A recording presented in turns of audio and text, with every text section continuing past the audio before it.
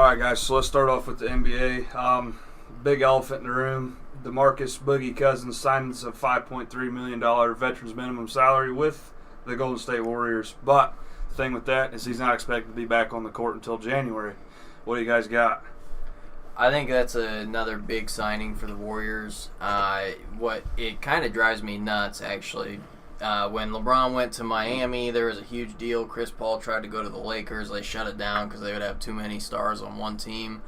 I don't really know how this doesn't fall in the same category.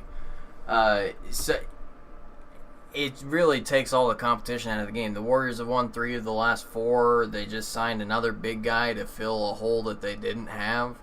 Another good player that has been paid a lot of money because he's played very well throughout his time in the league.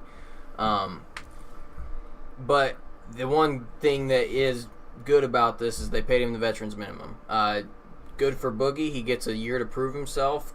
Not being on the court till January, he gets himself a chance. He pretty much gets a free ring in the process. And the Warriors get a good big out of it that can help them late in the season, help rest some guys, give them some good minutes off the bench, and eventually start when they get to the playoffs. So they get to fill in a small hole, like I said, and Boogie gets a free ring out of it. So, yeah, I agree with you. This is probably the best thing that could have happened if you're Golden State. If you're not, well, that really sucks. Sorry. Really sorry, because the competition in the NBA now, let's face it, I mean, it was tough beforehand with Kevin Durant going there, and they had, the quote Big Four. Now that you have a Big Five come January, February, whenever DeMarcus decides to come back, you might as well kiss the rest of the regular season goodbye. But with that said, we do have to keep in mind that he does have to prove himself coming back off of this Achilles injury. The Achilles, we've seen it happen with Kobe, we've seen it happen with Elton Brand, countless other players. They have not come back the same way. But this is a guy that was in his prime. When he was playing with Anthony Davis in New Orleans, they had a 6-game winning streak, strung together a few games where they looked really good, coming down the second stretch of the season after the All-Star break, or right before the All-Star break, excuse me. And then this happens to him.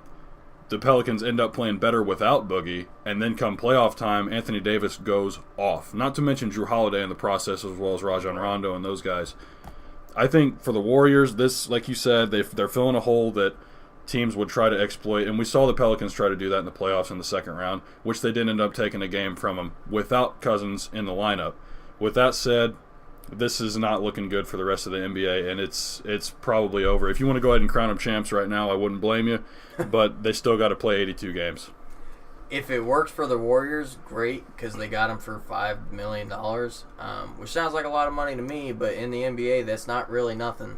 So if it works, great. They got it super cheap. If it doesn't work, great. See you later. Yeah, this is the first time we've ever seen 5 All-Stars essentially on one team. Yeah. Now, granted, if you want to consider Draymond Green an All-Star because he's on a winning team and in a winning situation, that's fair to say. I never thought that he was a top-tier All-Star. I agree with you on that. The fact that Draymond Green is on Golden State is the reason why he's an All-Star. Put him on the Heat, and he's not the same guy. He's put him not on the Heat, player. put him in Chicago, put him on the Timberwolves. He's not an All-Star. Nothing's going to happen. He's just your average middle-of-the-road player. So. Right, but I think in that system, that's where he has shined and been able to become a, quote, All-Star. We know that he's had his issues and still has his issues, but I'm not saying he's not a good player. He's a very good player. Yeah. But like you said, as an all-star, I just don't see him claiming that status and that holding true anywhere else outside of Golden State, like you said. Moving on, though, real quick. Let's go to the Lakers. They're having some pretty big off-season moves here. They signed Rajon Rondo for a $9 million deal. I just want to touch on something real quick with Rondo and with the Stevenson signing in L.A., to me, it seems like Magic's putting all these guys around LeBron that just can't stand him. It's been proven that Rajon and Lance both have on-court issues with LeBron.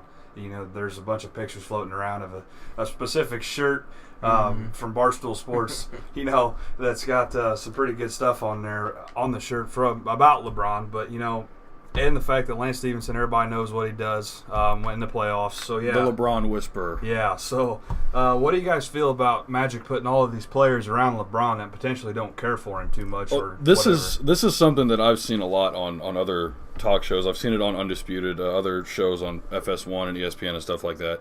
And what people try to say is Magic is putting all these guys around LeBron that, like you said, can't stand him, but also are proven in this league. They've been around. JaVale McGee is a guy that has resurrected his career, and he did that in Golden State. Like we said on other shows, he's been on Shaq and a Fool countless times, and he's gone head-to-head with Shaq before, which, that's funny to watch if you got free time. Oh, yeah. If you want to go look that up on YouTube.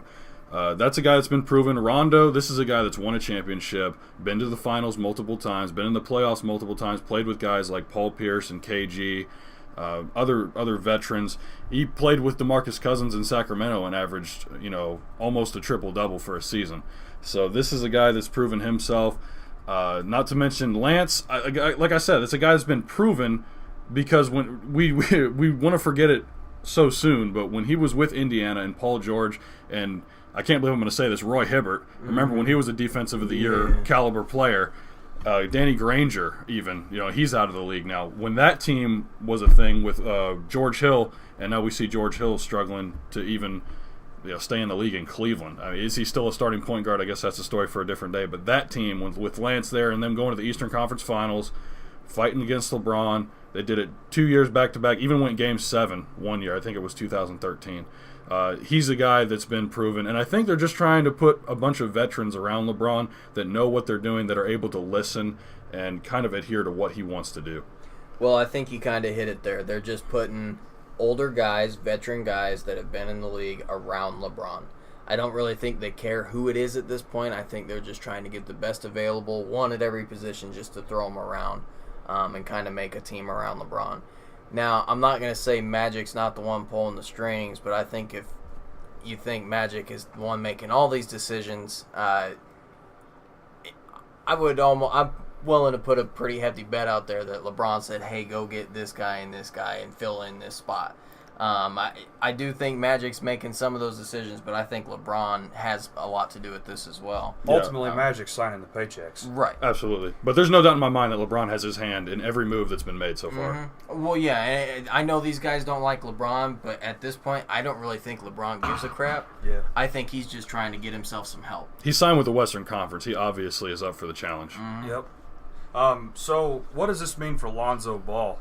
The thing about Lonzo, with the Rajon signing, anything that happens with Lonzo, you got LeVar, which LeVar is clinically insane. We all know that. Yeah. But this is what LeVar said about Rajon Rondo, a guy who has proven himself in the league.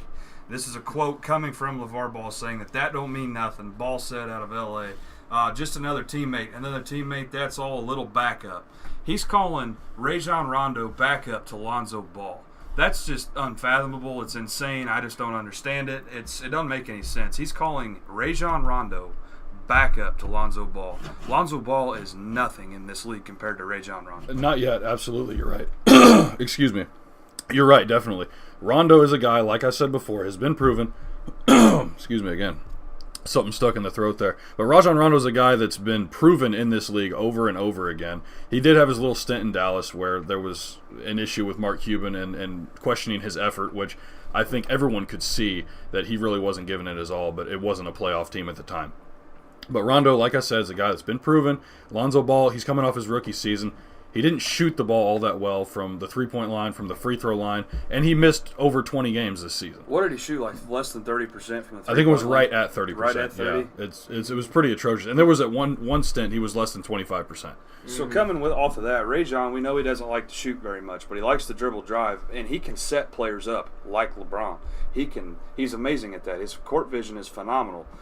Lonzo Ball doesn't have any of those capabilities yet as of right now. You're right, yes. I don't think he will ever, in my opinion, I don't think he'll ever build those capabilities with his dad in the background trying to dictate every move he's going to make. That's just my opinion. I don't know. Everybody knows that I hate LeVar Ball. So I agree. I think he's got incredible potential. I think he's got the wherewithal to do Rajon Rondo type things. But like you said, with LeVar trying to pull the strings, with that kind of pressure just on his back all the time, I don't think he can ever get that. Now, with Rondo coming to the Lakers, I think this could actually be really good for Lonzo. Whether that'll last or not, we'll get to that in a minute. But I think this moves Ball to the bench. I think it'll be a better role for him. Come in, play a little bit less minutes, get a shot to just make some plays happen when they need them to happen, just because he'll get a play against, well, not slightly less talented guys, some of the other backups coming in just to fill in some space and some time. But I think it'll give Ball a bench role, and I think it'll be a lot better for him while he's still developing early in the league. Absolutely. I think this is an opportunity for Lonzo to learn from Rajon Rondo, a savvy veteran that similar positions too. We know that they're both great playmakers. They both have great court vision. This would be a time for him to just kind of soak up that information and kind of accept and kind of just fit into that backup role. And if he can do that moving forward, I think that'll do wonders for his career. And like you said, try to get some separation between him and his father. All right, guys, so let's move on to Dwight Howard. This one here, I can feel the tension in the room already with you two. We got one super fan of Dwight Howard and one that does not like Dwight Howard at all. But he just signed. Not that I hate him, I just think he's soft. We're going to try to leave that conversation alone for another day. We got him signing with Washington to replace Gortat after their buyout with the Nets. How do you think this will fare for the Wizards out in the East? Do you think it'll help, or do you think it'll be a bigger detriment than anything else? I think replacing Gortat is... I mean, this is a guy that had issues with John Wall throughout the season, even going back 2 years ago with the whole going back and forth on Twitter, right? They had that little feud. There was something that came out. Someone reported that Gortat thought John Wall was not giving all of his effort, or he was being too selfish. He's not a team player. And then we had John Wall go out with an injury, and the team was actually playing better basketball. But we all know that when you have a superstar if you want to call him a superstar in John Wall, he's might be a superstar in the East. Obviously a top 3-point guard in the East, if that. But with that said, you have that feud going on there. He's gone. He's now in Los Angeles. And now that they bring in Dwight Howard, this is a guy that's hopped around for the last 3 seasons, played for the Hawks, the Hornets, thought we was going to see him in Brooklyn, and now he gets his buyout, and now he signs a minimum contract with Washington. I think this is going to be a great pick-and-roll duo if Dwight can accept the role and know his limitations as a player now. If he can't do that, it's going to be a similar situation to Charlotte. It's going to be a similar situation to Atlanta, and this team's not really going to go anywhere. I still think they're going to be a playoff team because you have a dynamic backcourt of John Wall and Bradley Beal, along with great role players like Kelly Oubre. You have Otto Porter. Even Satoransky off the bench, I think, is a great backup point guard. But with that said, and they did trade for Austin Rivers in the Gortat trade. I can't forget about that. So that's another guy that can come off the bench. But Dwight, if he can learn to accept his limitations as a player right now, I think he'll do great. Well, yeah, I think you're absolutely right. Dwight Howard can play a very big role in this offense, but he has to learn what that role is. Now, signing for the veterans minimum, I think that helps get himself out of his own head. He'll realize that he's not the big all-star, great super player that he once was. He's not Superman anymore. He's getting older. Yeah, and I stop age. I think that's exactly what it is, and I think it'll help him to learn his role a little bit. And I think he can be really good with the Wizards, especially in the East, which is a very weak conference now. I think they've got a very good chance at finishing 5 seed, 4 seed. They can finish very well with Dwight Howard, and he's so much of a better fit than Gortat.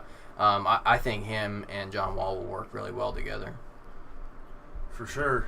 So let's just kind of move on to the Kings, because this is a big one. This one involves our local Chicago team with the Bulls. The Kings are showing a lot of interest in restricted free agent Zach LaVine.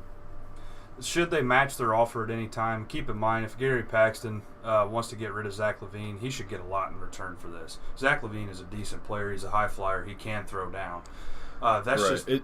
I don't know. If the Bulls want to do something here, they better get a lot in return. Well, that's the thing is him being a free agent, they will have the cap space to be able to sign other players. But who all is left on the market now that LA has pretty much soaked up 4 free agents? Right. Rondo previously played for the Bulls. I feel that maybe Lance could have been an interesting fit on the team, or anyone else that the Lakers are interested in signing. Right. We've also had guys re-sign with their teams. But as far as the Bulls are concerned with Zach LaVine, This is a guy, like you said, he's a high flyer. He's got a high motor.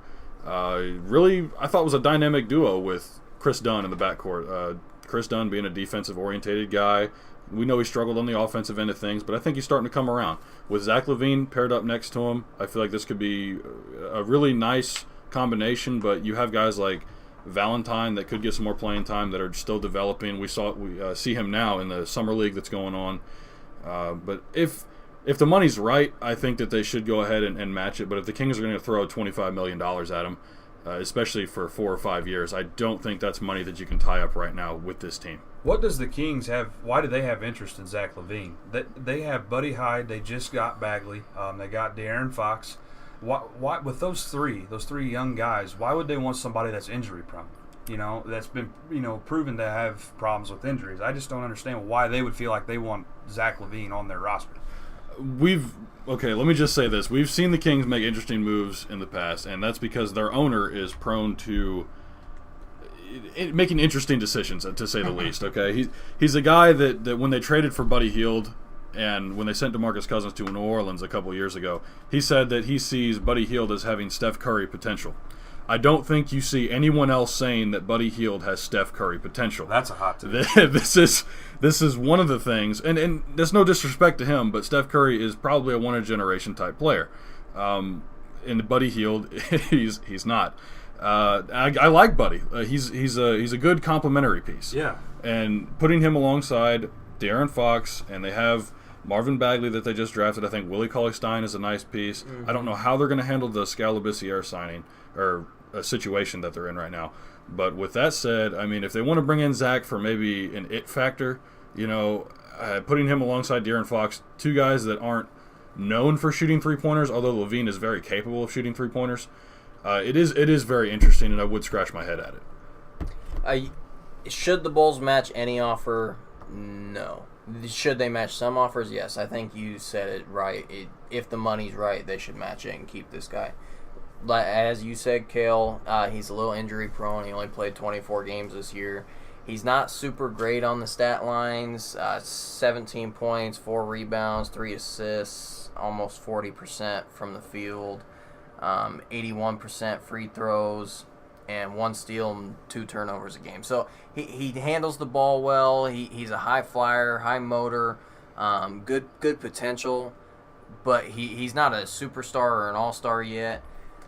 So I think they should keep him. He's got great potential, like I said, but he's not there yet. I think he still needs some time to develop. If we could keep him, that'd be great. I would love to see him in Chicago still, putting on for what he's got, but he needs to get healthy, and we need to get him all figured out. But he is good back in the backcourt with Chris Dunn and whatnot.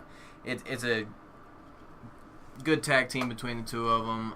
He definitely helps with the young rebuild that we're kind of going for right now. I would like to see them keep him just because they drafted Wendell Carter Jr. and they already have Lauri Markkanen. So you have your 1-2 punch on the blocks. If you bring him back with Chris Dunn, I think you're looking at a team that, especially in the East, could potentially be on the verge of making the playoffs. But again, that all depends on what they're willing to do and how quickly these guys use their potential and can reach their potential and just get better. And obviously that comes with time. But I do want to say him coming back, Zach LaVine that is, coming back from the ACL injury that he suffered before the trade for Jimmy Butler that the Timberwolves made, I think he's done great. Like you said, he only played 20-something games this season. But with that small sample size, I think he's done a great job in showing that he can still get off the floor and have that bounce and throw down like he was able to before. Although it is a little slower than we've seen. It's not as quick of a step, but maybe that will come with time. Well, and it got better as he progressed through the end of the season. He came back a little bit through, and then as we got closer to the end of the season, he definitely picked up, and you could see that coming back. You got to think too. You're coming off an ACL injury. You're gonna be a little fragile on that, because your knees are a moneymaker in the NBA. So you got to take care of the knees, even though he does. He did show potential of being a high flyer. He still has it, and it did come back. But moving on to Damian Lillard, he's been tweeting out saying that he wants to get out and potentially play with LeBron in LA. Should the Blazers even trade him? I mean, he's their franchise guy. So this is actually where I wanted to talk about Lonzo Ball. I think the Blazers should trade him. I think they can get a lot for him. He's still got 3 years on his contract. So I think they can get a lot out of LA, and I think Ball plays a factor in that. Is he going to want to leave LA and go to Portland? Probably not. Is LeVar going to hate it? Probably. But I think Ball and Ingram can be a good trade piece in this scenario, and it gets Lillard what he wants. It gets the Blazers a bunch of young guys that they can start, that they can throw in and develop and become a good team a few years down the road, because they've got to know that they don't really have that great of a chance in the Western Conference this year. But I think the Blazers should consider trading it, because unlike Kawhi Leonard, this is his last year on his deal, they can't get much for that, like the Spurs.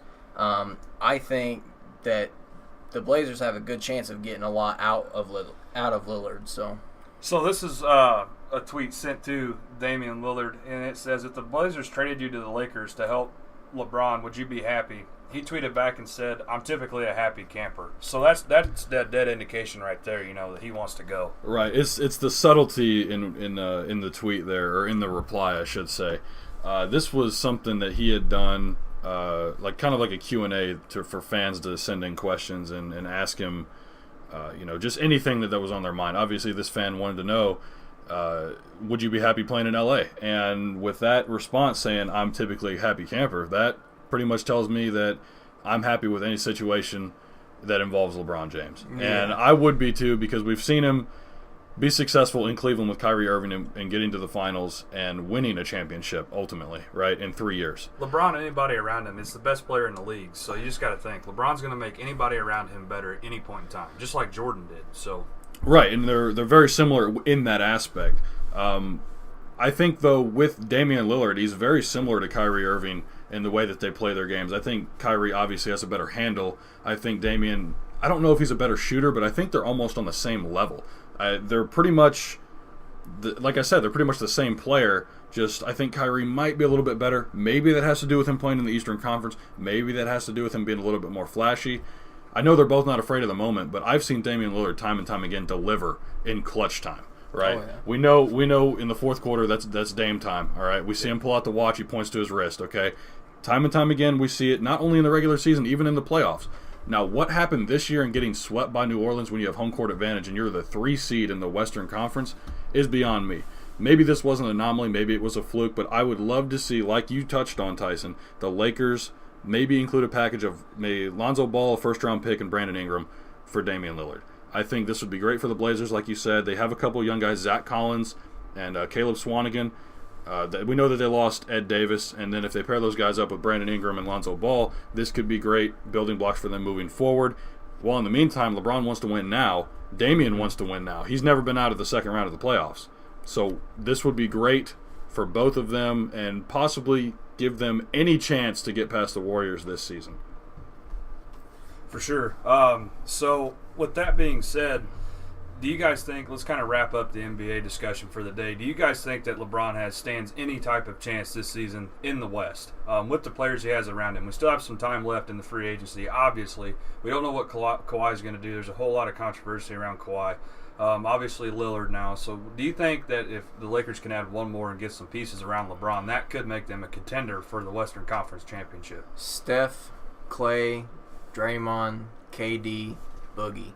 That's all I got to say about that. and really, how do you argue that, Yeah. I mean, if you got 5 guys, I think the only way this works is if, for whatever reason, Golden State struggles before January. But you have 4 All-Stars, and we still don't know the schedule yet. So with that said, I'm going to have to say no. I think that if they're in opposite sides of the bracket, that LeBron would be able to get to the conference finals, maybe take a game. Agreed. Maybe 2 if he's lucky, but they will not beat the Warriors in this condition. But I do think it has something to be said. If DeMarcus Cousins does not come back healthy and he can't go for whatever reason, that does open the door potentially, because then they have a weakness on the inside after losing JaVale McGee. I don't think Jordan Bell, Kevon Looney, Zaza, they're not going to stand up to any other big men inside. You're absolutely right. If Boogie doesn't pan out, that opens a small door. If the Lakers can somehow possibly work out a trade for Kawhi, that opens up another little door. But if they're going to get someone, they need another superstar. I don't think they can just get another guy. No, I think, like you said, either the Kawhi situation works itself out, which it's not looking like it's going to, then I think Damian Lillard is your other option. And if Portland's not wanting to deal, I think that this season is, I don't want to say it's a throwaway, but it's almost looking like it will be.